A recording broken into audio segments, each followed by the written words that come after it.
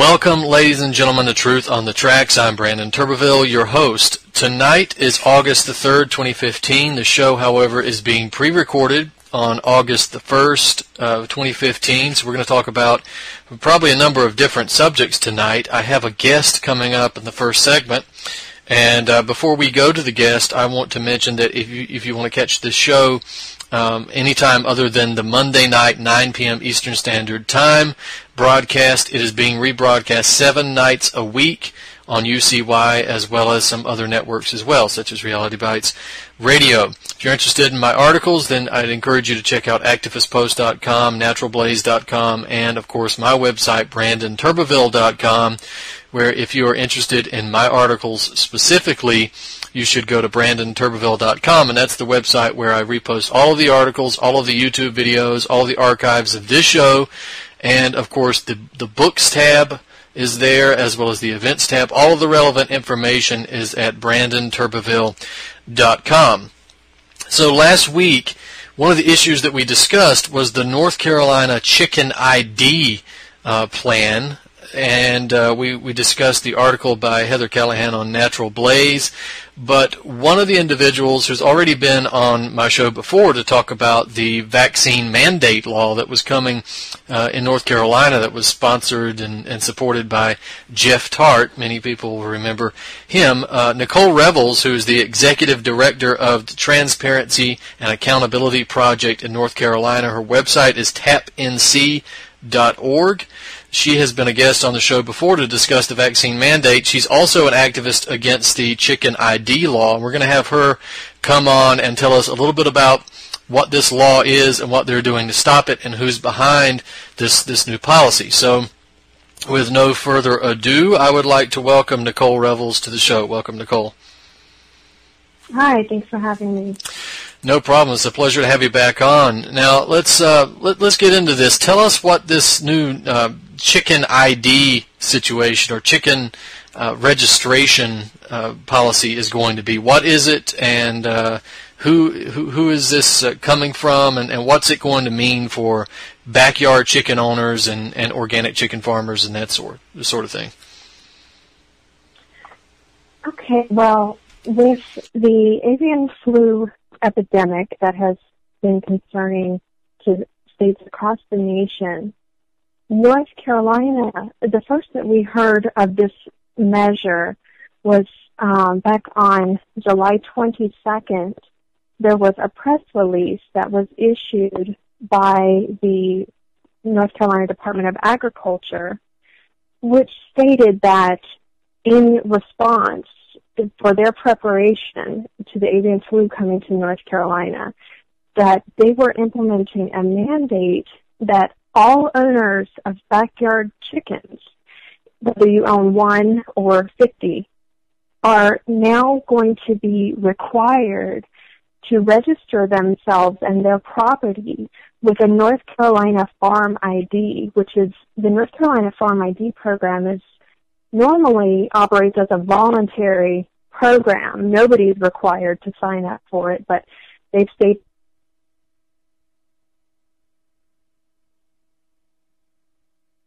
that even backyard chicken owners are required to register with the state of North Carolina, which it came as a shock to pretty much everybody because not only Nicole, if I can interrupt you for just 1 second, you cut out for a bit there. Could you kind of repeat what you just said? I apologize.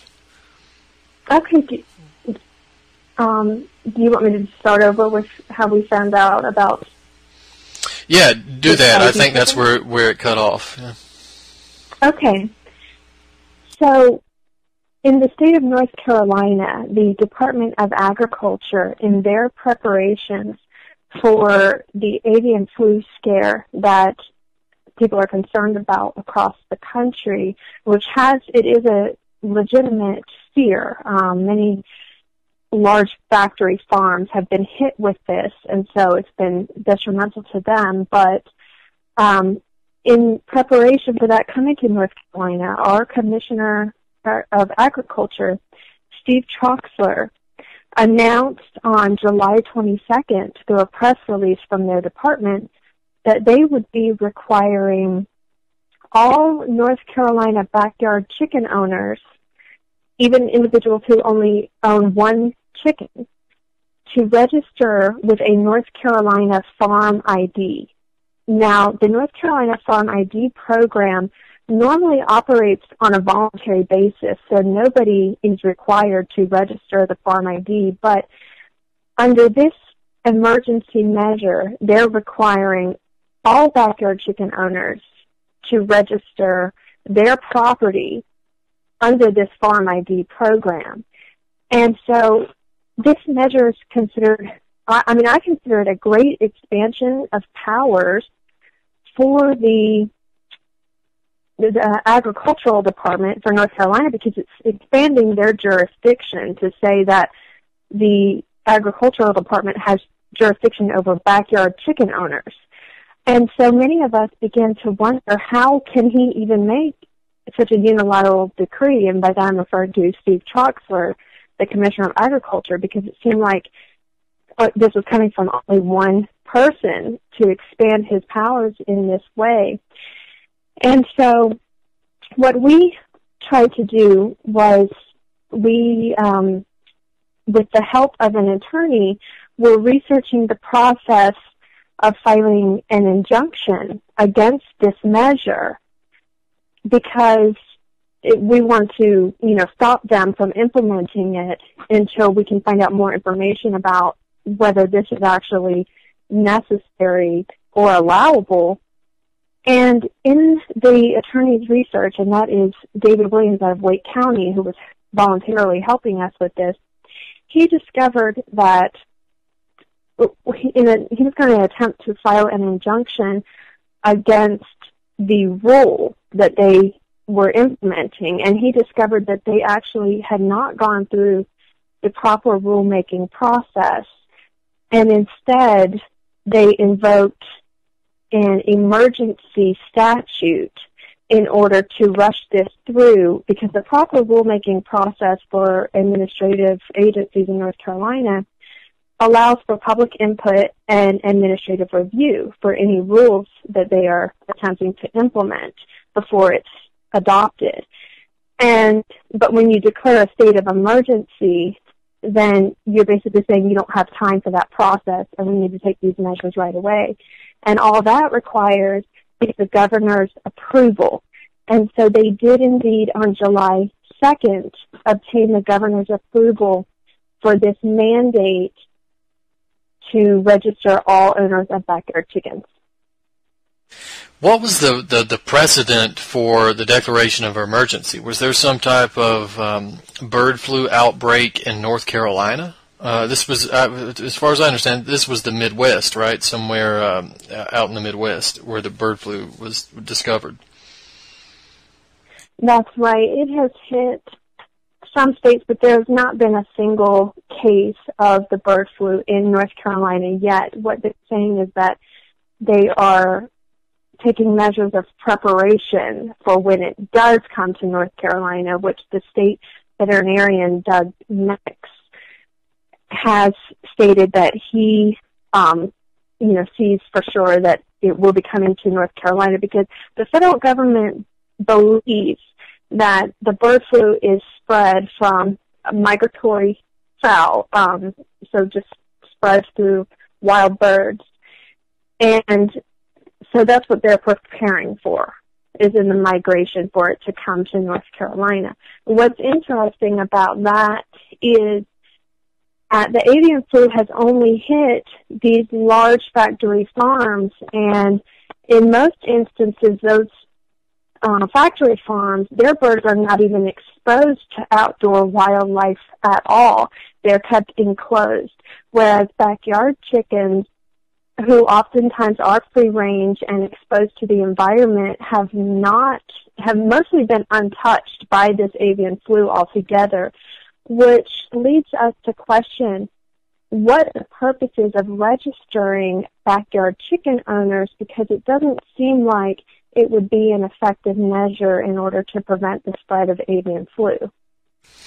Right. I was going to ask, when did the migration issue come into play? Because if that was the case, we would have had major outbreaks of bird flu all across the country years ago. And this is only something that's, I think, relatively recent. And as you said, it's mainly in major factory farm operations where these conditions are absolutely atrocious.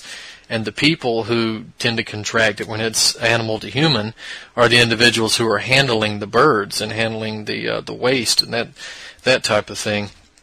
So I have a question. There's been talk of some type of barcode issue. Have you heard anything about that? Where there's supposed to be a scannable barcode? This is something that I've just been hearing for the chicken operations. Well, I have not, but I think I've seen that referenced a lot, the barcode, and I think the reference to that is just the fact that they're putting us into a database, a system for all owners, and so registration. It kind of feels like. Mm-hmm. Well, what is the effect that you think it's going to have on the average backyard chicken owner? You know, a person with 3 or 4 chickens that just use them for breakfast, eggs, and that sort of thing. What do you think the effect would be on the average person? Well, in general, I feel like this is a kind of a big brother regulatory burden, and so I think it's an intrusion into people's personal lives and their ability to simply live how they want to live without asking for permission.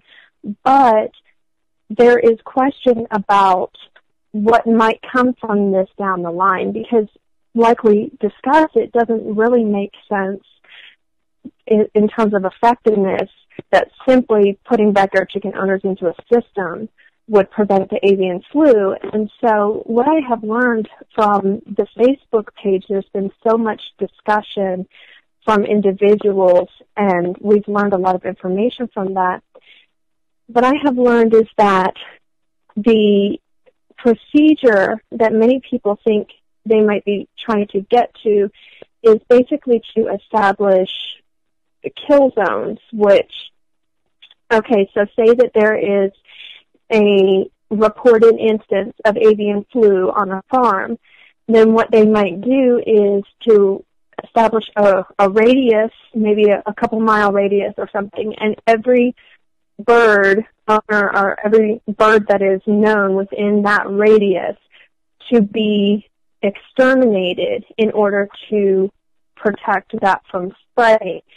But since the speculation about that has come out, the Department of Agriculture has updated their FAQ page on their website relating to the backyard chicken mandate, and they've come out and stated that they do not intend to set up kill zones.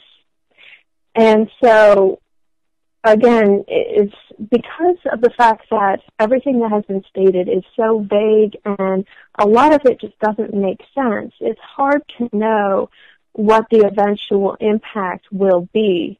But if you look at the statute that was invoked in order to pass this measure, the emergency statute, it grants them authority to come onto any property in the state of North Carolina, and it specifically states that the owner of the property shall permit entry to the state veterinarian or an authorized representative and shall cooperate. And so that's one implication that is frightening people, and why I would advise people not to register with this program, because you're opening them up to come onto your property and perform an inspection, and it does not say that they need a warrant or probable cause or a reasonable suspicion. What it says is that if the veterinarian has reasonable grounds to want to come onto your property, which I've never even heard of that term, so it leads me to believe that there's a very low burden of suspicion that they would need to prove in order to come onto your property and perform an inspection. Yeah, absolutely, and I love this idea of forcing someone to give permission. It's not really permission if you force them to give it, but the question of the kill zones. I mean, what else would this be for? I mean, if they set up the registration process, what are they going to do? Just go around door to door and let the chicken owners know that there's been a case of bird flu, and then just leave it at that? I mean, it's hard for me to believe that they wouldn't be setting up some type of confiscation or kill zone. Exactly. It's a lot about this just doesn't really make sense. And so there's been a lot of speculation that perhaps what is driving this is campaign contributions to maybe the agriculture commissioner from some of the big agriculture industry, because of the fact that it's hard to fathom why they're really doing this. And it feels like a measure that's meant to intimidate owners of backyard chickens. And what we have seen in our society in just the last several years, even with the access to information that we have about the processes and the sanitation behind food production from large factory farms, is causing a lot of people to want to go a more natural route and to know where the food is coming from, to and deciding to start keeping backyard chickens, which is one of the easiest and most cost-effective and most liberating steps that someone can take towards self-sufficiency. But for every owner of backyard chickens that you have, and, you know, with eggs being considered a staple product for most families, that is a customer that you're taking out of the market of big agriculture. And so after a while, that loss of customer base can really add up and threaten that industry's very existence.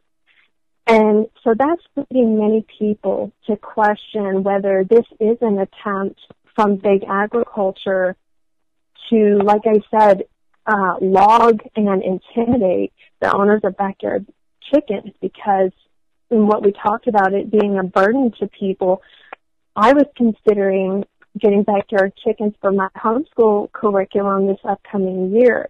And now with this, I don't want to be placed into a state tracking system and potentially become a target for measures down the road. So it is a very intimidating measure. Yeah, and just to go back, this is I keep referring to it, and a lot of people keep referring to it as the Chicken ID law, but this is not so much a law as it is a policy change within the Department of Agriculture, right?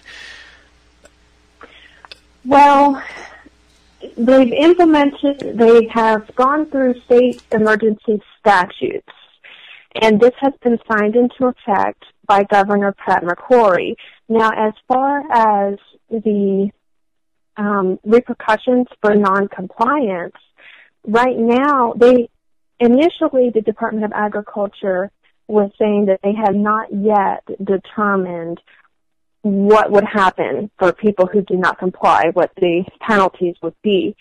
And they've been backing off of that even more since, I believe, because of public backlash. And I just read an article this morning that stated that a representative from the Department of Agriculture has said that they intend for it to remain a voluntary program. So there are no current penalties for implementation, but the thing about the governor's order that was signed is that it says that the measure can be expanded at any time, this emergency order. So what it says is some of these immediate emergency measures would include, but not be limited to, and then it goes on to state the requirement of registering all owners of poultry. But that key term would not be limited to. It gives the state veterinarian and the Commissioner of Agriculture an open-ended authority to expand what it is that they say are the emergency measures. So they could at some point implement penalties, or even take further measures, whatever they determine to be necessary. But, with them saying right now that they intend for it to remain a voluntary registration program after they've said it was going to be required, it's just difficult to trust what it is that might come of this and trust what they're saying right now. And so if they intend for it to remain voluntary, then they need to repeal this order that they had signed by the governor. If it's meant to be a voluntary system for communication only, then they could do that through their website and through the media channels.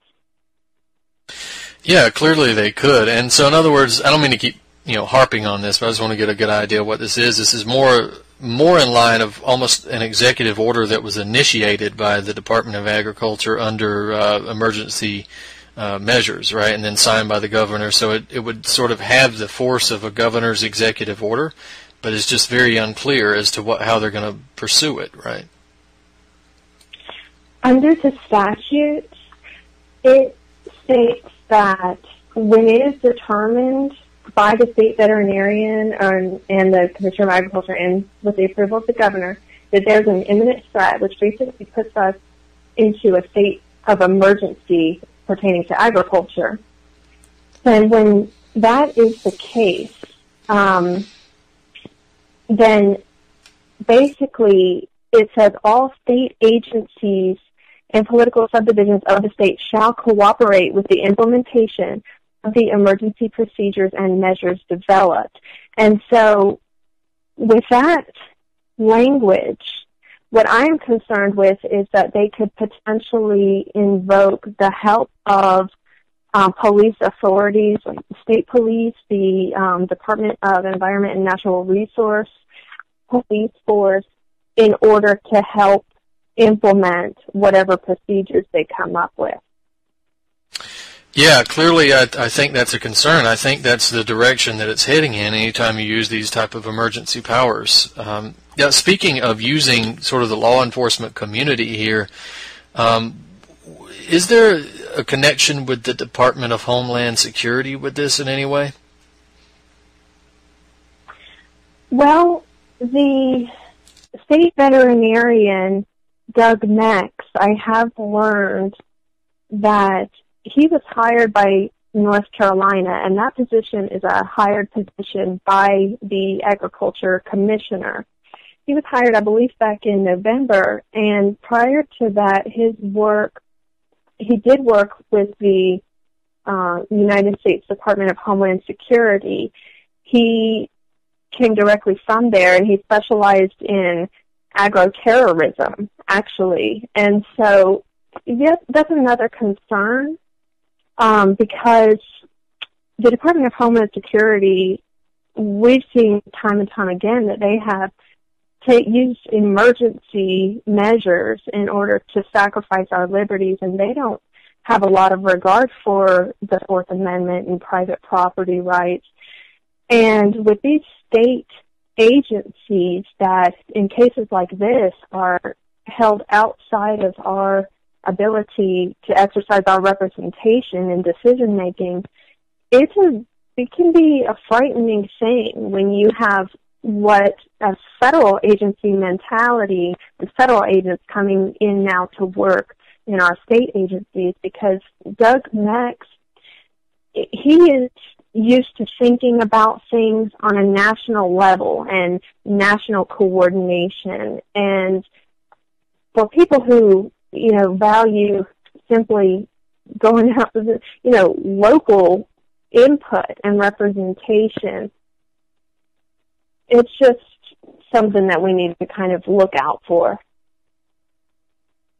So what are people able to do to fight this new policy? So I know you guys have a Facebook page. This is more of an organic thing that developed as a resistance mechanism to these things, and it's the NoToNCChickenID chicken registration, right? That's the Facebook page? That's right, NoToNCChickenID chicken registration. Within a week, we've had over 1,000 followers on that page and lots of discussion going on. Outside of that, I recommend that individuals contact their local media, and your efforts and other media efforts have helped us tremendously. I know the publication that you write for, Natural Blaze, that was the first publication really to come out and question this mandate and the indication, what is indicated by this mandate. And the media efforts have helped tremendously, I feel, to put pressure on the Commissioner of Agriculture, because we've seen already them kind of backing off of their initial statement that this was a requirement for everybody, and now they're saying we intend to keep it voluntary. So I believe that was the media pressure that is causing them to back off a little bit.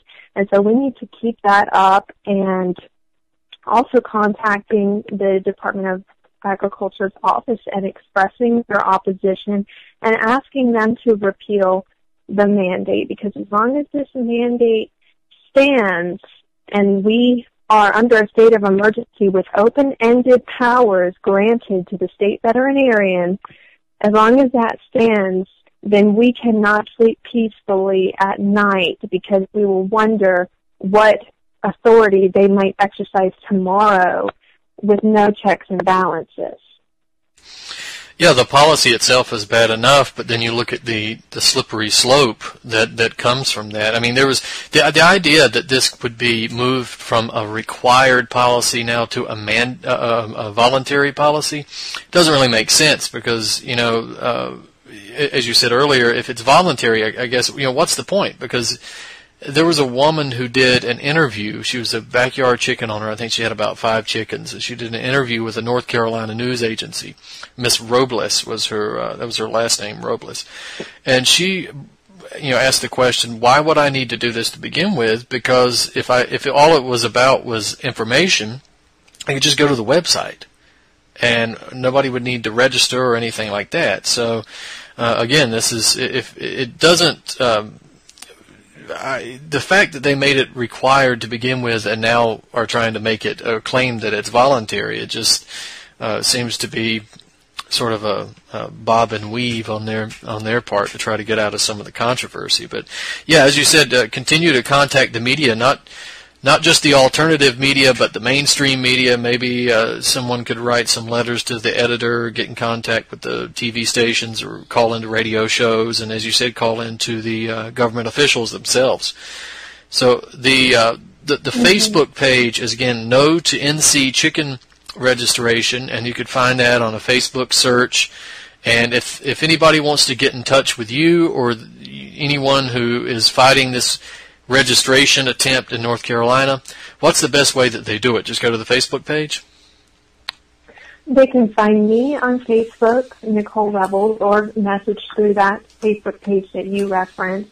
If somebody's not on Facebook, they can use the contact form on tapnc.org.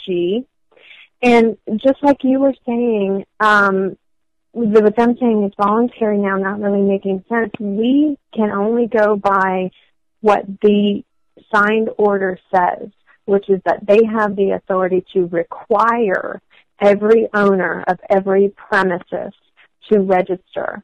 And then their own press releases initially said that it was a requirement. And so it is difficult to trust what they are saying now, and it feels like that they are compiling a database of backyard chicken owners that we don't know what's going to be done with that information down the road. It is a big question of the Fourth Amendment and property rights, but also I learned that from some of the commenters on the page that when the Agriculture Commissioner implemented a rule, actually, that individuals have to tag every pig, that they have pig tagging mandate, that people would go to the slaughterhouses to have their pigs slaughtered, and they would be reported to the Agriculture Commission then. They were having the slaughterhouses report people, and then they would get a visit to their property. And so there are many who wonder if we try to buy chicken feed down the road and we don't have a farm ID, are we going to be able to? Are we going to be reported? And is this database just setting up a system of reporting people for potential intimidation or measures down the road? Yeah, it's the complete eradication of any aspect of any ability to be independent and self-sufficient. And yeah, this technological control grid, getting everybody into one system to where they could have a chicken, but they wouldn't be able to go get feed, as you said. And this is not something that is in that order, but there's always the potential, because as you pointed out, the order is so vague and so open-ended that this could absolutely lead in this direction. So it's very concerning. Nicole, I want to thank you for your time and for coming on the show tonight. Again, the Facebook page is No to NC Chicken Registration, and your website and organization is Transparency and Accountability Project North Carolina. That's tapnc.org, tapnc.org. And Nicole, thanks again for coming on the show. Okay, thank you, Brandon, for having me. All right, good luck. All right, ladies and gentlemen, for segment 2, the second half of the show, I wanted to bring up another guest to talk about this issue, to keep on discussing it, because it's an extremely important issue, not just for the people of North Carolina, but for the entire country. In fact, the second guest is Heather Callaghan from naturalblaze.com, activistpost.com, and she's going to talk a little bit about the history of this, or at least the recent history of how many of these types of things have happened across the country, because it's not just North Carolina where these things are happening. So we've unfortunately got limited time, but in the time that we do have, I want to bring Heather up to discuss these things. Again, her website is naturalblaze.com, and you can find a lot of her work there in regards to these issues. In fact, it was Heather's article, Is North Carolina Requiring Barcodes for Backyard Chicken Owners, that really drove this issue across the country, that really was one of the first articles to be done about this outside of some of the local independent North Carolina media. So, Heather, welcome to the show. Hey, thank you for having me, Brandon. Yeah, it's great to have you on. Let's get into this. Where do you want to start? Because this issue is bigger than just the North Carolina issue, right? It is. And when the North Carolina issue happened, kind of rolled my eyes a little bit. I wasn't really surprised. But it is interesting that they're now approaching it based on a kind of like almost like a terroristic or, a threat of an outbreak, some kind of big, scary threat, as opposed to previously attacking small family farms or herd share programs by, just targeting them individually. Now it's kind of like, you better all get in with the program and do this, or else, you're in trouble, face the consequences, because now we're all under a threat, basically. And before it was usually like, raw milk is dangerous, that's threatening, or we think you've spread a disease. So they would target that person individually, and now it seems like a blanket, starting with North Carolina preemptively doing this to all the backyard farmers. And now, you can see where that's going to go from here as far as food freedom goes, or the freedom to have any kind of self-sufficiency at all. But actually, this really has been going on for a long time. It's been more of an individual basis of picking off certain farms systematically, little by little, across the country and in Canada. Yeah, again, we just had Nicole Revels on the first half of the show, and she was discussing how the individual who helped draft this policy was actually from the Department of Homeland Security, and how this does have this, based on bird flu, it's almost this emergency management basis that they're trying to base these policies on. But, do you have some examples of the individual farms that have been raided before? Because we discussed the potential for this chicken ID law, and it's not just the potential maybe sometime out in the future, but it's pretty obvious that this is what it's going to lead to, the raids against backyard chicken owners and that sort of thing. You have examples of a number of times where farmers, particularly small farmers, it never is the big major agricultural companies like Monsanto or Tyson or Smithfield or anything like that. But you have examples of where the small independent farmers have been raided by police, by FDA, by a number of other agencies, and their businesses destroyed based on mostly phony, trumped-up charges. Can you tell us a little bit about that? Maybe go into a few of them? Yeah, I've been writing about these instances for about 4 years, and it's hard to gather them all. As far as the high-profile ones, there's been between 20 and 25 in the last 10 years. But those are just the ones that are high-profile, where somebody goes online and asks for help or gets help through an organization called Farm to Consumer Legal Defense Fund, which is one of the only organizations helping farmers who get targeted and attacked. And I think a lot of this started with the Rossum Food Club raid in Venice, California. That buying club had been targeted, and that was the one that kind of shocked people, because the FBI and other agents came in with guns, and they were caught on the security cameras coming in with guns. And we're talking about cheese, and organic vegetables.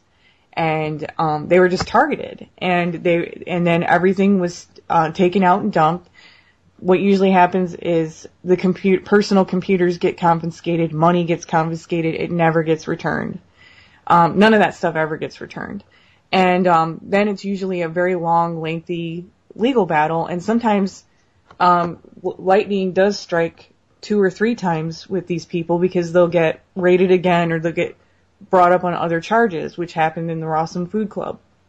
About a couple weeks after, or a month or 2 after the Rossum food raid, there was this cheese at the food raid, and it had come from Missouri, from a place called Morningland Dairy.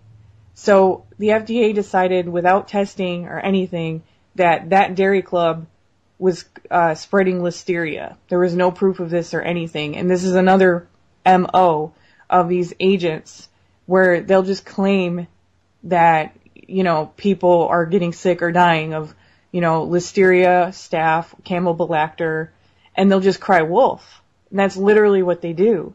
And so they just sent out a press release and said, this Morningland Dairy Club is recalling 69,000 pounds of raw cheese because it's probably contaminated with listeria. So they put a lock on that dairy operation, and they could not touch any of the cheese. And then they didn't bring anything up on trial or anything. So for 2 or 3 years, they had to have this cheese on lockdown, and when this happens, they won't let you even have cheese for your own family. And this happens over and over again, or they'll destroy it. With another farmer, they put blue dye in his bulk tank to make sure that nobody could have it. Not anyone who is hungry, not his own family, and they don't leave any food for your own family. And these are very, very small operations usually. In the case of Morningland Dairy, they had actually been employing people throughout the Ozarks, but, obviously that got ruined. Then in 2013, they decided to come out quietly and finally take all of that cheese to the dump. It was $250,000 worth of cheese that had never been tested one time, not even once.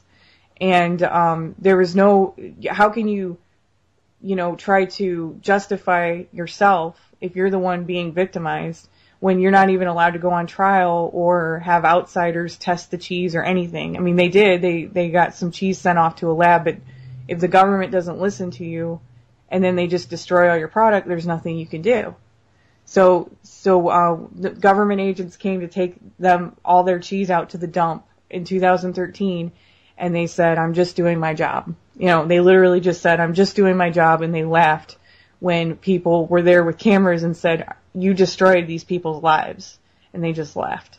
And so this is stuff that you hear kind of going on in medieval times. If somebody dares to, help themselves with food or something, this is something you expect to happen in medieval times, in my opinion. But so those are 2 high-profile ones. Then there was Vernon Hirschberger, an Amish farmer.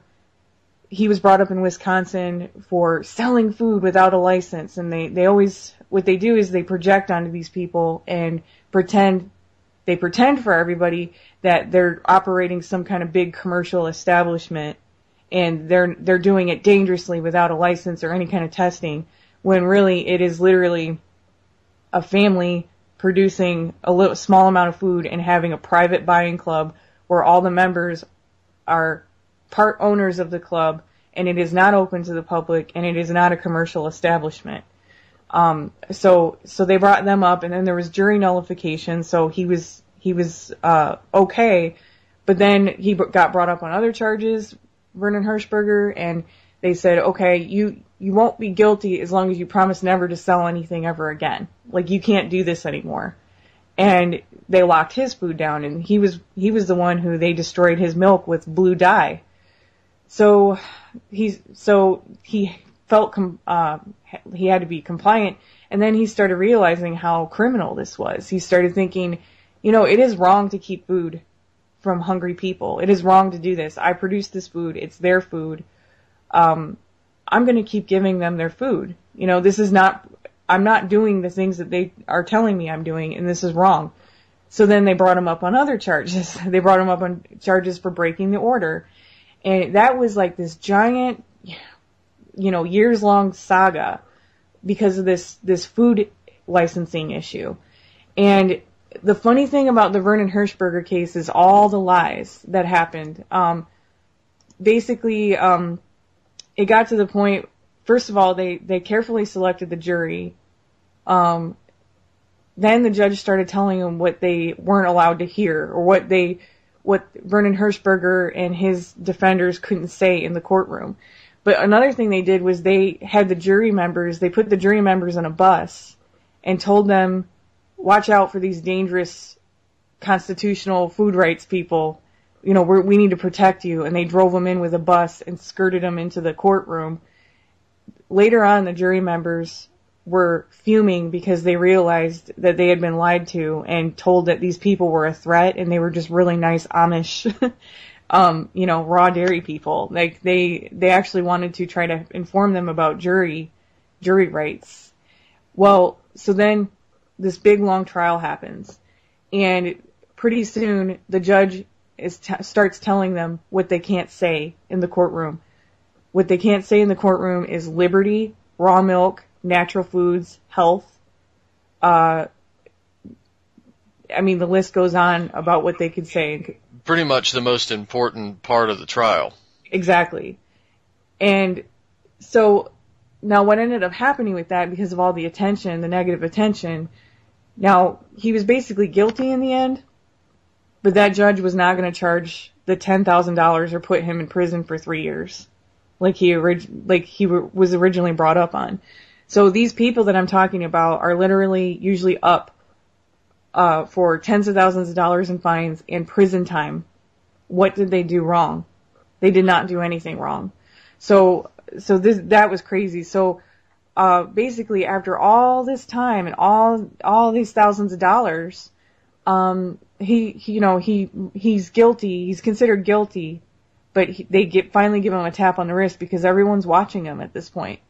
The same thing about Alvin Schlangen. Well, before you go to Alvin, I just want out, this is the type of democracy that we're exporting across the world, right? Where a nonviolent, peaceful man could be thrown into prison and have his life destroyed for making cheese. All right, go ahead to Alvin. Yeah. Now, Alvin Schlangen is a case of triple jeopardy. They will not leave this man alone. I believe he's in Minnesota too. Now, luckily, Minnesota, there's a lot of people who care about food rights and jury nullification. So people really know about jury rights there, and that's the only thing that has saved him from years of prison and tens of thousands of dollars in fees. Again, it's crazy. He has a private buying club, and he's an egg farmer. So he was brought up again and smeared through this bird flu thing, because it did happen in the next county over. And of course his chickens are just fine. They're just fine. He treats them holistically. And there's no threat of his birds spreading anything to these giant factory farms where, tens of thousands of birds are dying and falling over dead because they're all on top of each other. And I think we've talked about that before. You have on your show. Well, this guy has literally been brought to court 2 times, and then he's been targeted again because he has birds.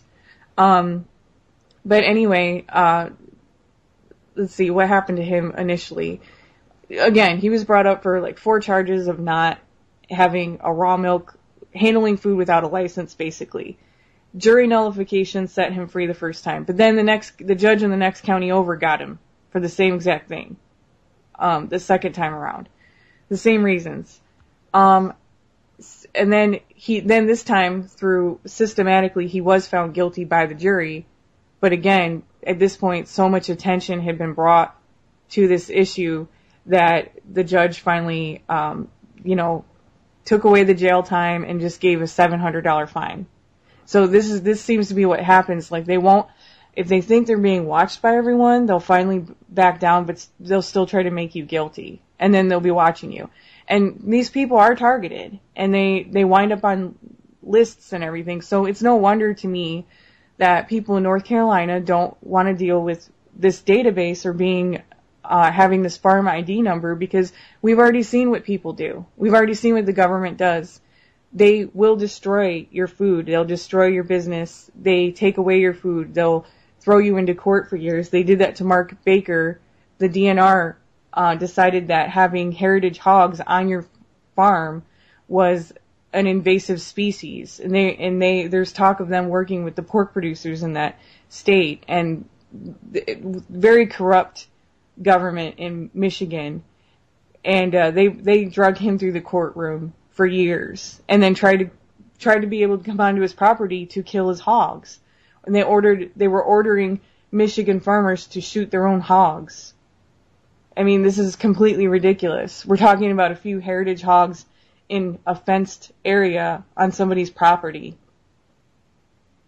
Yeah, and just to draw another North Carolina connection, people may have noticed from the last few weeks on my show here that we've been mentioning North Carolina a lot. We've had this issue with Jeff Tart and his proposition to mandate vaccines for every child in North Carolina. And we've had a couple of other things going on there as well. It seems that North Carolina is being hit hard, but South Carolina is being hit hard too with the Confederate flag race issue. And then the stories that you bring up where you see these constant, prosecutions of innocent farmers in places like Minnesota and Michigan, where those places are getting hit hard, and then you go to California, the Rawson Foods, and that's getting hit hard, California obviously. And then you can look at these things individually, but then you can realize that it's a direct assault on each and every state in the union. Every state is facing some similar type of legislation, some type of assault on personal liberty. North Carolina, by the way, is well known for being friendly to factory farms. It's got a lot of Smithfield operations all over North Carolina, these huge, disgusting hog farms. It was a major issue back in the early 2000s. When they tried to bring in hog farms. Actually, the hog farms were already there, and they were polluting the environment. The government didn't want to do anything about it. And of course, we have Purdue Farms, which is a large industry, big factory farming operation in North Carolina. And conveniently, there was a Governor Purdue of North Carolina. So I wonder if there's any conflict of interest or connections there. But continue. You had a little more you want to add. We've got about 7 or 8 minutes left. Okay, well, you bring up interesting points about places that have giant factory farms, because you wouldn't think that these factory farms or gigantic operations would be threatened by little tiny farmers here and there, but they really seem to be. They really seem to be threatened by the increase in popularity of independent food production, local and organic. I mean, that really seemed to be the case up in Michigan. Because, the more I looked into it, the more is like, why is the DNR going out of their way to try to come onto people's property and shoot hogs in a fenced off area, or to get the farmer to do it himself? Why?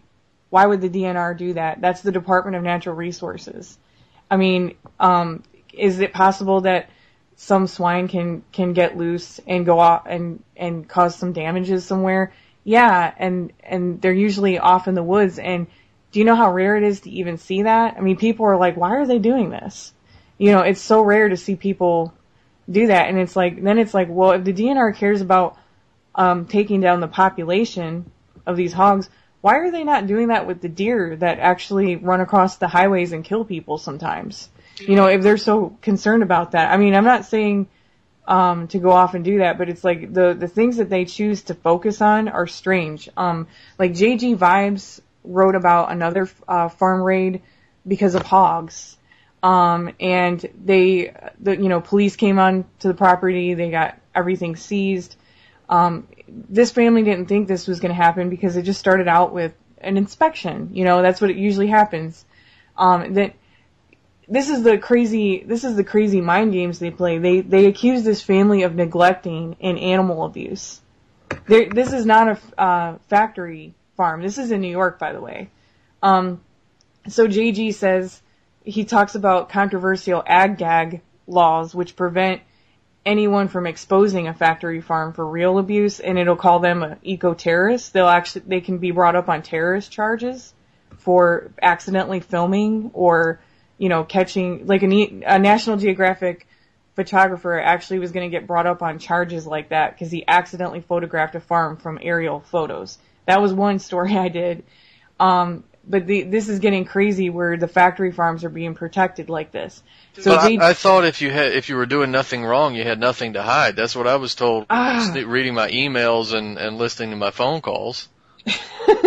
Yeah, exactly. And you know what's another ironic thing is that these small dairy operations are, you know, everyone can go onto their property and visit and take a tour of their farm if they want. They're completely open and transparent.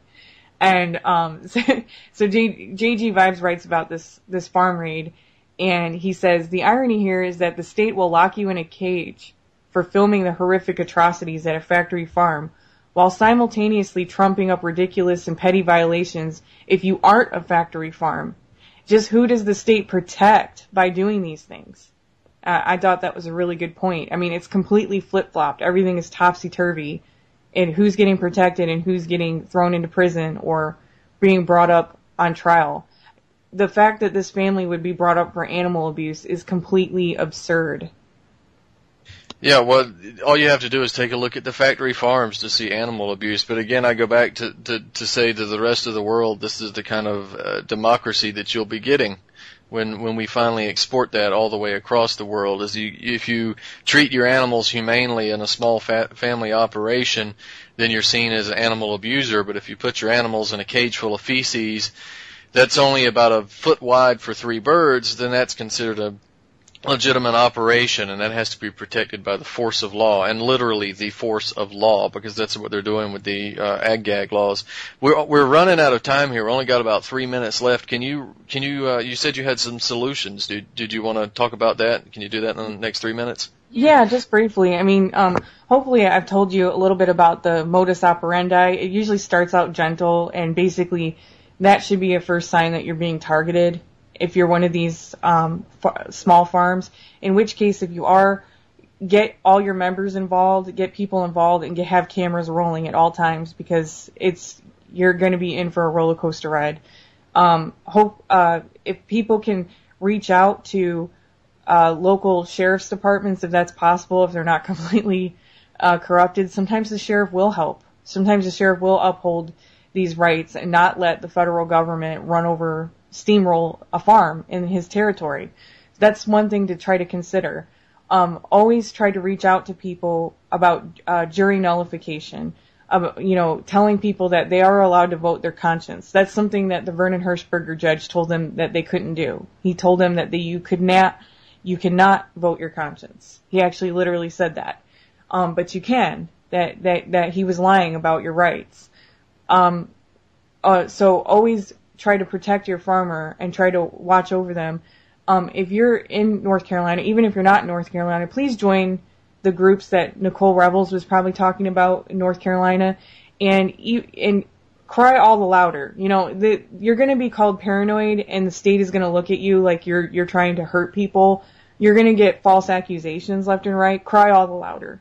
Make them stop. Tell them to back off.